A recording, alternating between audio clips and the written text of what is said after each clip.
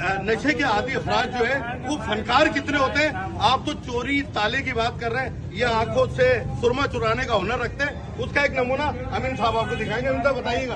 अमीन साहब दिखाएंगे नहीं, अमीन साहब दिखलाएंगे। अच्छा ओके ठीक है। लीजिए 500 रुपए की नोट। और ये देखो किस तरीके से आपके देखते देखते इसका कलर चेंज हो जाएगा। ये कोई जादू वादू नहीं है, ये हाथ की टेक्निक और हाथ की सफाई है। जिंगानी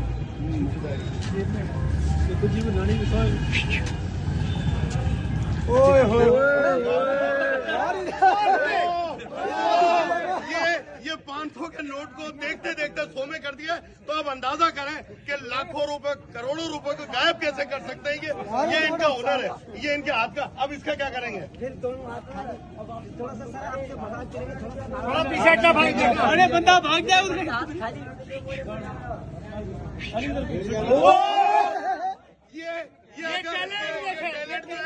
अगर हुकूमत पाकिस्तान को ये बंदा मिल जाए, ये 500 के 600 कर दिए, तो स्टेट बैंक को अगर ये मिल जाए बंदा तो काफी इजाफा हो सकता है। और 1 अरब रुपए अगर दिए जाएंगे तो कम से कम 2 करोड़ रुपए तो ऊपर आ ही जाएंगे। अच्छा तो इनको भी नौकरी